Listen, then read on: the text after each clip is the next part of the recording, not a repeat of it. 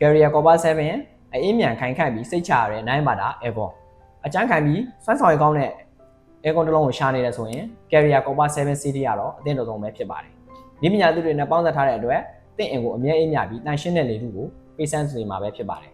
။ထူးခြားတဲ့အသာချက်တွေအနေနဲ့ကတော့ Copper coin ကိုအသုံးပြုထားတဲ့အတွက်အေးကူးစနစ်ကောင်းမွန်ပြီးတာရှည်ခံပါတယ်။ Friday Reason ကုန်တွေတစ်မျိုးကိုအသုံးပြုထားတဲ့အတွက်တိုင်ကြေးတက်ရှင်းနဲ့ဆွေးမြေ့ခြင်းမှလည်းကာကွယ်ပေးပါတယ်။ PM 2.5 filter ကိုအသုံးပြုထားတဲ့အတွက်ပုံနဲ့အမုံမွားတွေကိုလည်းစစ်ထုတ်ပေးပါတယ်။ Stack cleaning နဲ့ extra cleaning system ပါဝင်တာကြောင့်အမုံနဲ့ဘက်တီးရီးယားတွေကိုလည်းကာကွယ်ပေးဦးမှာပဲဖြစ်ပါတယ်။ Anti-shock modular စနစ် auto reset